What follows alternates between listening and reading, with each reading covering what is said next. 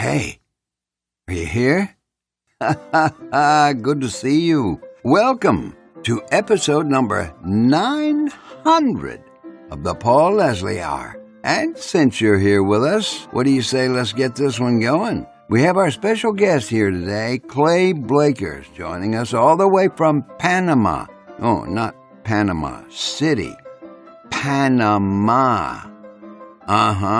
Among Texas singer-songwriters in country music, Clay Blaker is one of the best. Yes, Clay Blaker is a singer, songwriter, recording artist. He's performed and released a number of albums with his band, the Texas Honky-Tonk Band. A lot of great artists have recorded Clay Blaker songs too. George Strait, Clay Walker, Johnny Bush, Barbra Streisand, LeAnn Rimes, Johnny Mathis. Hey, before we bring out Clay, know this. Here at the show, we appreciate every like, every share, every comment. But one big deal is every donation. Simply visit www.thepaulleslie.com/support. You can give yourself and others the gift of stories. And we appreciate every viewer and listener. And that's you. Thanks for keeping us going.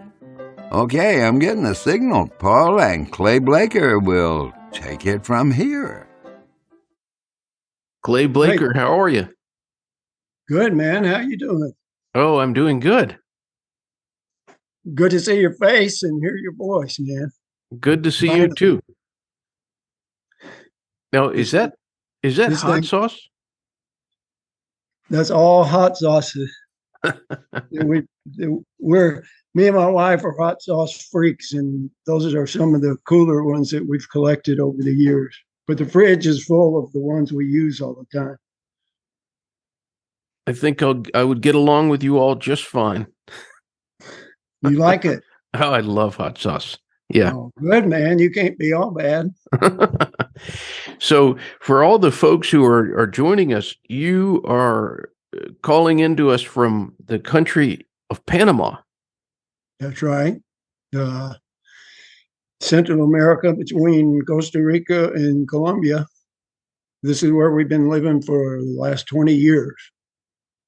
And it's not a bad place to be. It's a wonderful country. The people are amazingly friendly. It's a very stable government, well connected to the U.S. The cost of living is cheap. The surf is unbelievably good, world class, and it's great. We love it. So the story for you, it begins in Texas. It's a Texas story at the beginning. It is. It's a pretty long story. You got a moment? Where in Texas? I was born and raised in the Houston area. We lived out in the Alameda community that was a farming area out south of Houston, between there and the coast. My dad was a rice farmer at first, and then later he went to school and became an auto mechanic and opened his own garage. And then we got into the surfing and diving thing and started Blaker's Water Sports with making custom surfboards. And that's kind of where it all started as far as my childhood. Also, I got a guitar for Christmas, an old Roy Rogers model Silvertone that was under the Christmas tree when I was either 5 or 6. And then my mother enrolled me in guitar lessons with a local music TV star named Buster Phillips. And so I started playing guitar and learning songs, the old Hank Williams stuff that were popular at the time. And that's kind of how all my music started, from that moment of getting the guitar and then the lessons. Now, you just mentioned Hank Williams, and it's kind of significant to mention him because this year is actually 100 years since his birth back in 1923. But tell us about the other singers and bands that you liked growing up. Well, there was always a lot of music in our house. My mother was a country music fanatic, and she was always her favorite was Ernest Tubb, and she used to play all of his records, and of course all the Lefty Frizzell, Hank Williams, all the stuff that from the 40s and 50s. It was on all the time in the house, and my dad, he was a big band fanatic. He liked Tommy Dorsey, Glenn Miller, uh, Spike Jones, that kind of stuff. And so I was exposed to a lot of that. Neither one of my parents were musicians, but they loved music and they wanted me to be one. So they gave me the start. So they were encouraging of you in your pursuit. Very much so, yes. So how did you come to begin writing yourself? How'd that come about?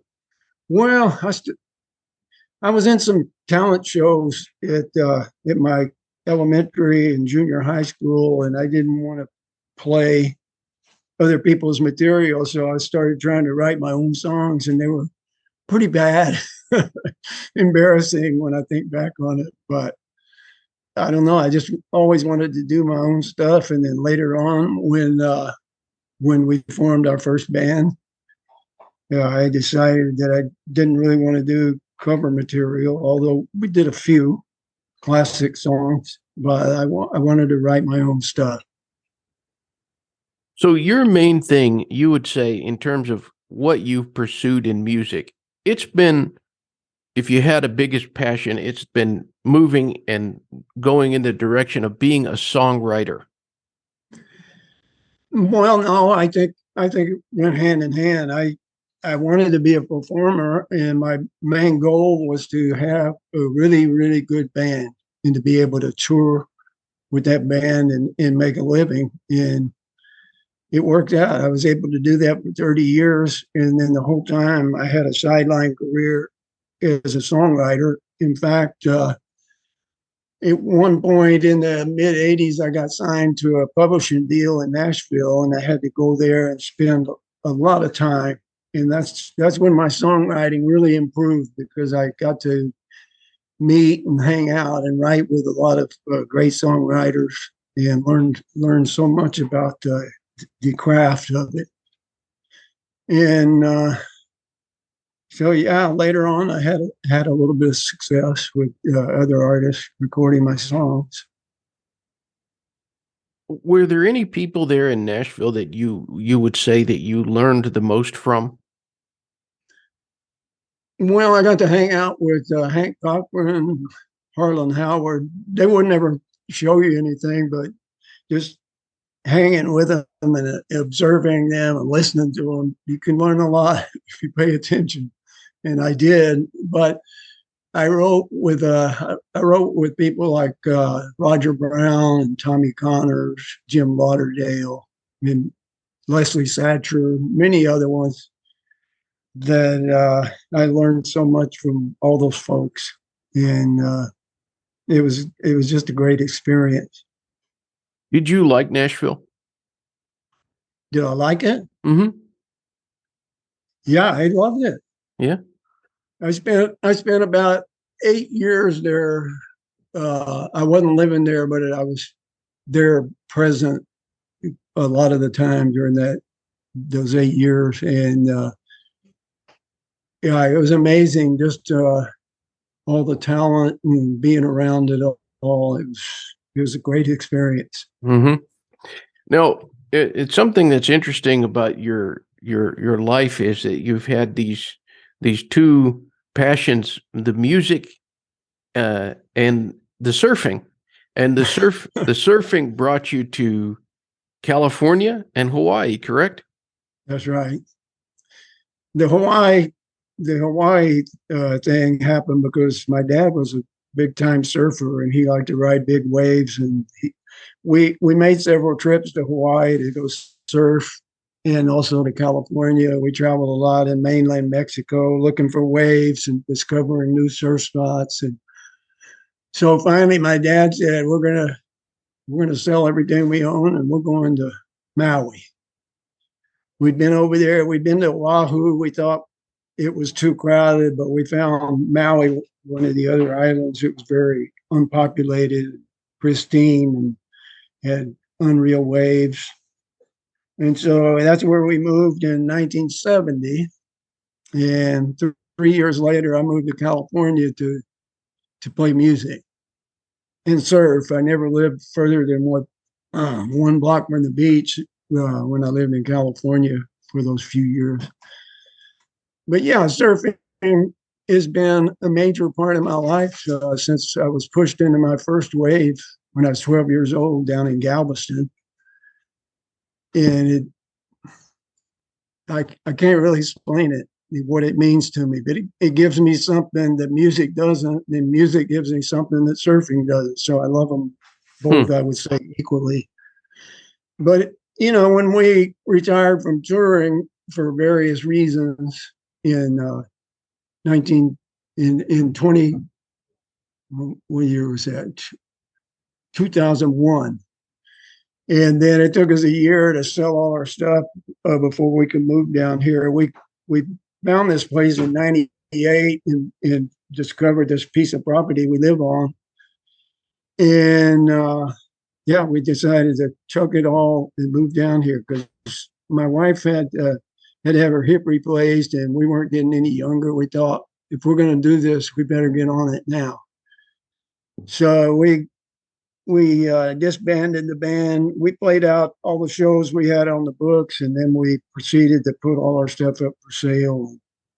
Came down here. But the music business is kind of like the mafia. They don't let you out, man. I'm still totally involved in it. Yeah, I'm still writing songs all the time. I've released several records since I've lived here. I've got enough material right now to do 2 new albums. I think in the very near future, I'm going to go back to our old studio in Texas and cut a new album. Oh. And possibly a second one. We'll see how it goes. But I'm releasing new videos on a regular basis on my YouTube channel, pertaining mostly to my music. And I have a great website. A girl here that lives here on the island designed my website, and she works with me, helping me with all my videos. Her name is Angie Whittemore Correa, and she's amazing. Check my website out. It's beautiful. Really, really nice. She did all that for me. And so, I keep the website going, and I have my official fan page on Facebook. So I'm still totally involved in the music business. I still have my agent in Nashville that when I put out new material, puts it online for me on all the internet sites all over the world. And I get royalties from the songs still, 3-4 times a year they pay us. So I'm still involved in music. I went surfing earlier today. I think I told you we were going to work all day. We're be building new windows and shutters on the house. This morning it was raining torrentially. We got rained out, and then it kind of cleared up. And I looked out off the porch and saw the waves were amazing. Went under the house and grabbed my board and hit the waves and surfed for a couple hours. So living the dream, man. That's all I can tell you. That sounds good. And for all the folks out there, no matter where they are in the world, the website, it's Clay Blaker, BLAKER.today, clayblaker.today, and they can see all this stuff. So you said you're still writing. Do you mostly write solo, or do you have co-writers that you write with? Mostly solo these days, but a lot of my first cuts by major artists were songs that I wrote by myself, but I did later on. I had a lot to co-written with other people. But I'm mainly writing by myself. Occasionally, one of my old songwriting buddies will send me an idea and we'll work on it together. But that hadn't been very often, really. Mm-hmm. So tell us about the first time someone other than your own band, the first time somebody else recorded something that you wrote. Well, George Strait and I were good friends. We met in '75 in San Marcos, Texas, and he had a cool band called Ace in the Hole, and we became good friends. And we used to book our bands together in different venues as much as possible because we all liked each other and liked to hang out, and we all like to fish together and whatnot. And George and I were on the same label. We were signed to, I don't know if you know Pappy Daly, who used to manage George Jones, and he had a record label called D Records. And we were both on that label, and we didn't record any albums, but we released some singles. And I think he cut a couple of my tunes, and maybe I cut one of his on the different singles we released. And so, yeah, that he was the first other person to record one of my songs, and he cut two of them when we were on D together. And then in '81, he got signed to MCA, and on his second album, he cut one of my songs, and then he ended up cutting several more over the years. In fact, I had a song on two of his albums that won Album of the Year at the ACM and CMA Awards. It was kind of a thrill for me, man. Absolutely. When you first met George Strait, what was your first impression of him? Well, we had some common ground. Actually, I saw him play in Hawaii. I didn't know him then. I didn't know it was him. But when we talked about it later after we met, I connected it. And I said, man, I saw you play. But they used to have this huge event on Maui on July the 4th called the Makawao Rodeo. And it was right down the road from where our house was in Maui. But the parade used to go right down the street in front of our house.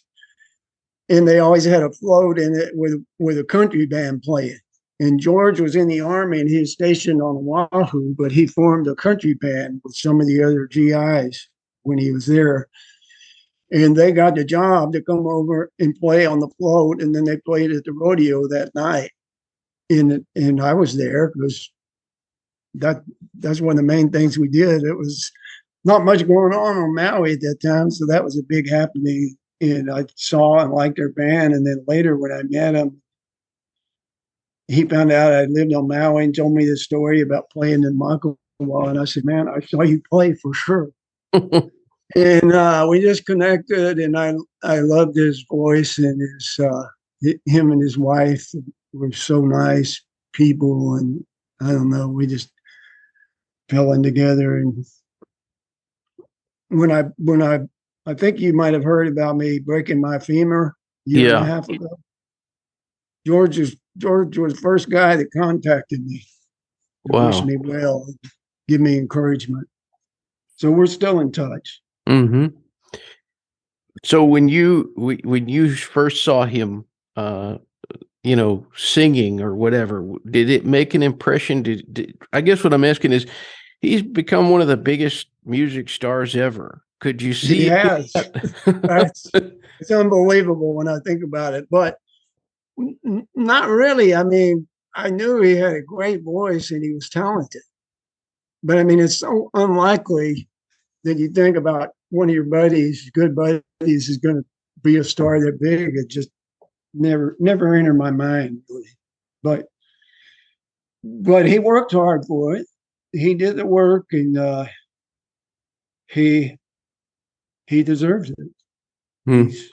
He's a great country entertainer, singer. Now he's gotten back into his songwriting. He's writing a lot of his songs now on his album. I love that. I've been listening to a lot of your recordings. They're all available on Spotify, and also people can check out your music. Clay Blaker, look up Clay Blaker on Apple Music, and there's quite a bit of stuff that you can listen there. I was listening to some of the live recordings just before we went on here. There's recordings of course, your own songs, but also recording some outside material. Is there a record of yours that is nearest and dearest to you? I think my last two studio albums that I did right before I moved down here are my favorites, because when I listen to my earlier stuff, I'm not that crazy about my singing, but I worked hard to be a better singer. And I think I finally came into my voice on those last two albums. The third to the last album, I was getting there, but the last two, I started nailing it. You know, the main job of a singer is to totally capture the emotion of the song and be able to pass that on to the audience. And there's been a lot of great singers that didn't necessarily have great voices, but they were just absolutely great singers. I can think of, for one, Ray Charles. He might be the best singer I've ever heard in my life. Maybe he's the one that comes to mind right now. He had kind of a gravelly voice, but his emotion and his pitch was so spot on, and when he sang a song, you just felt it all over your body and your mind. And he conveyed it to you perfectly, and that's what I strive to do. And I started getting close late in my career. I think. I'm with you on Ray Charles, but I'm curious. You said these last couple records, you feel like you're really coming into your own as far as vocally. Do you think it's just been the practice of singing, the practice of learning how to record, or what? I think all of it. I worked with some vocal coaches for a while. Actually, I had to do that because I had problems with my voice in the mid. I'd say from the late '80s to the mid '90s, we were touring so much, man. We had gone with a Nashville booking agency, and actually, Waylon Jennings' son Terry was our designated agent, and he booked us so solid. We were doing 275 to 300 shows a year for about 8 years. And one night at a show, on like the third set, I got up to sing and nothing came out. Luckily, several of the other guys in the band sang, and we got through the night. And then after we came in off the road, I went to see a vocal coach and a speech therapist in Austin, and they corrected a lot of my bad habits, and taught me a lot about singing and talking properly. And yeah, it made me get well to be able to tour again. But I cut the tour dates back. Mm-hmm. Even like at the very end, we were still doing 100 shows a year when I retired from touring. But I loved it. It was my life. Do you have being on the road, you said? Yeah, being on the roads. Yeah. Great life. It's not a great lifestyle, but it's a great life. Now, unless you're the Stones, and traveling in luxury. Right. But, we were on an old band bus that I bought it from Roy Clark. It used to be his old bus. Oh. We were doing all those dates. You eat when you can. You pull in at a truck stop or Greasy Spoon or a fast food joint. Usually after the gig, there'll be a party at the hotels. Next morning, you got to get on the road early and go to the next town. You don't get much sleep, and there's a lot of alcohol and other things involved, and you don't eat right, and it's it's not a good lifestyle, but yeah, we loved every minute of it. A great existence. Would you say that in terms of the songwriting that you do you have to go looking for inspiration, or does inspiration kind of find you? Both. Yeah. but I look for it. The inspiration doesn't come that often, to be honest. It's a for me anyway, and I would think a lot of the people that I wrote songs would tell you this. A lot of hard work goes into songwriting, Yeah. and so in fact, I've been writing a bunch of short stories about things that I've experienced in my life lately, and I've posted them on my website. But I had a buddy of mine that I written a couple of songs with said, "Hey, Clay, what do you think's harder, writing those stories or writing songs?" I said, at first I thought he was joking, and that's it. And then I realized he was serious. I said, "Are you crazy? Songwriting's 200 times harder than writing prose." Huh. Well, it's got to have a melody. It's got to Right. rhyme. You got at least in country music, you got about 3 minutes to tell a good story from beginning, middle, and end. And to write a good one, it's seriously hard. At least I think it is. You know, you've had your songs recorded by a good variety of people. You were mentioning a moment ago, the George Strait, that first cut of his, The Only Thing I Have Left. But then there's also Clay Walker, LeAnn Rimes, Tim McGraw, Johnny Bush, the late, great Johnny Bush, Barbra Streisand, Johnny Mathis, which I know you're from Texas. I mean, Johnny Mathis, one of the best record sellers. He's a Texas boy. Yeah, he's from Texas. Has there been a recording? I mean, that's a diverse list right there. Has there been a recording that surprised you or knocked you out in some way? Well,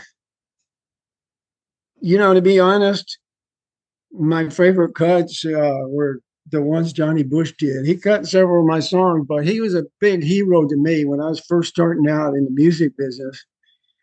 I would go to all of his shows, and he was accessible. You could get backstage and talk to him really easy. Where Ray Price and other ones, there was no way you could get back there to talk to him. But Johnny Bush was always accessible to his fans, and that was a big thrill later on. Sorry. No problem. To get those songs cut by him. Yeah, I bet. And how wonderful we can all look up and listen to these songs whenever we want, some beautiful, beautiful recordings. Yeah, Johnny was a hero to me, and then later on we got to be really good friends. We did a lot of shows together, and he recorded 5 or 6 of my songs. Yeah, we got to hang out a lot. And he just passed during COVID. Yeah, I know. It was a great loss to everyone in music, and I'm sorry you lost your friend there. So, how in the world? I'm so curious. How did Johnny Mathis come to hear your song? Do you know? Yes, I do. The executive producer on the Barbra Streisand album liked that song a lot, and he called me from the studio, and I'd like to tell you his name, but at the moment I can't remember. He called me from the studio when they were cutting Johnny Mathis's album. He was the executive producer on that record too, and he said, "Hey, Clay, we just cut your song on Johnny Mathis." What did you think when you heard his version of it? Amazing. I love it. Yeah. My dad went to the music store in Maui and bought that record, and he came home and he played it, and he called me up and he said, "Hey, son, I guess you finally really are a real songwriter." I said, "Dad, I've been writing all these other songs for all these other people." He said, "Yeah, but not for Johnny Mathis." That's a compliment, but it's funny. Johnny Mathis was one of his heroes too, because he was into that big band and right, all that kind of stuff. When somebody listens to a song that you wrote, whether in the past when you were out on the road with that grueling existence, or when they're listening to one of your recordings, or when they're listening to somebody like Barbra Streisand or George Strait do your songs? What is it that you want the listener to get from that experience of listening? I want them to feel the emotion in the lyrics and the melody and love the song. Yeah, absolutely. What is the best thing about being Clay Blaker?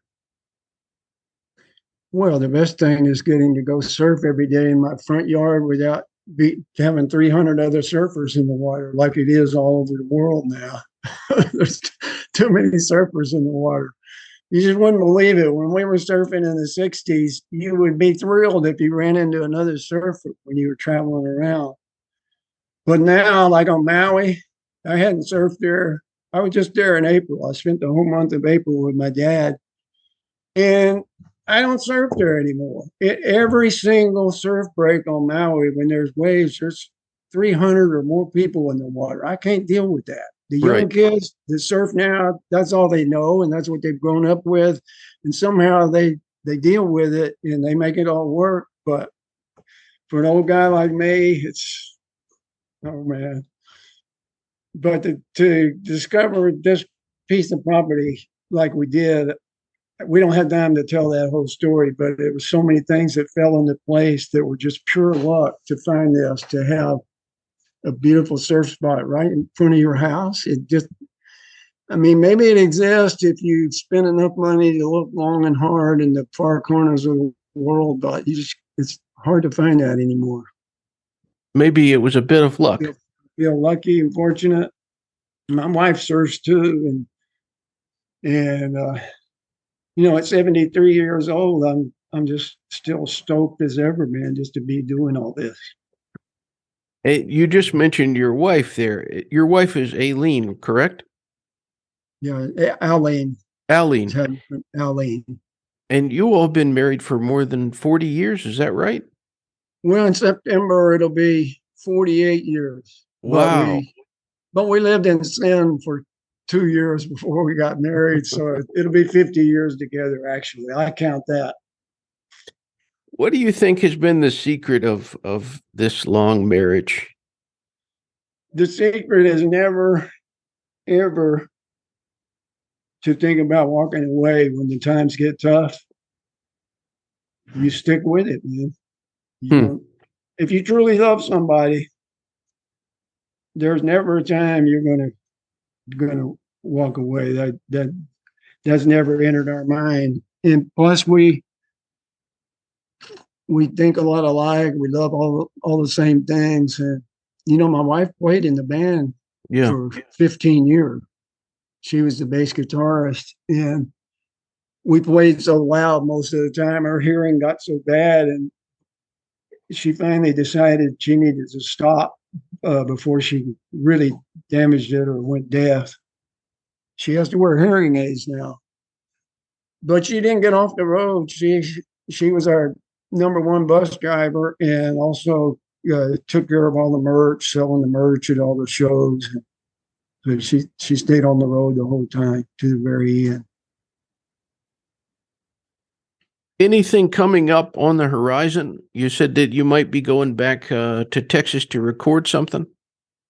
Well, my old steel guitar player, Tommy Dedamore, he started that studio, and I helped out financially to get it going. And then he and I mainly brought the clients there, and we got that studio up and running. And Tommy, I don't know where he got all this, but he turned into as an engineer, a recording engineer, that you just wouldn't believe, man. He was getting all these sounds, and he taught me a lot about how to listen, hear things, and from all the stuff I learned from him and other people, I became a producer and developed my ears as far as listening to all that kind of stuff in the studio. But he still has the studio, and I got with him recently and said, "Tommy, I think I want to come cut an album, man." I got a bunch of great songs, I think, bunch of good songs, and I want to get them down. I'm getting old, and he said, "Let's do it." So I got to decide if I'm really going to do it and pick a time and go do it. Well, I'm pretty sure I will. I'll be looking forward to potentially hearing those songs. And I want to remind everybody out there to check out clayblaker.today, and then also check out the official Clay Blaker Facebook page where they can follow you and stay updated. I always like to let the guest at the end of the show just kind of like take the microphone. And we have all different types of people who listen in, from people who are just music fans to people who are musicians or songwriters themselves. What would you say to anybody who joined us on this episode? The 900th, I might add. This did turn out to be the 900. You turned out to be episode number 900. I'm honored and flattered. Seriously, Paul. Thank you so much for doing this and having me on your show. But what I would say to everybody is never give up on the dream. And I'd like to thank all my fans and friends, family for all their support over the years. And a lot of them have stuck with me since I retired from touring. And that's, it's wonderful. I can't even tell you how great that feels. Someone asked me recently, man, why don't you come back and do some shows? And as much as I'd love to, I don't think that's going to happen. It would take so much. I mean, to put all the equipment and the band and everything back together, I don't think that's going to happen. But I do miss seeing all the fans, all the friends every night at the different shows and venues, because some of those people will follow us gig after gig in their own vehicle, going behind the bus, and it was amazing. But yeah, thank you all for all the support over the years, all the love, and I'm very appreciative and love you all very much. Well, Clay Blaker, been an honor to talk to you. Thank you so much. Been a joy. Thank you, Paul. It's been very enjoyable for me to do this, and I appreciate you thinking of me and getting me on your show. All right. I don't know how you came across me, but if you ever get down to Panama, and I'm also a surf instructor, I'll show you how to surf if you never done it before or want to learn. I never did it, but I've dreamt of it. I live right on the ocean, really? And I never did it. I was wondering that. I thought maybe you live near the coast. Yeah. Yes, sir. Well, maybe I'll too late. I'm 73, man. I had a great session today. Got a bunch of good waves. And I can tell it's kept you in shape. I saw you. Well, surfing keeps you young at heart and young physically.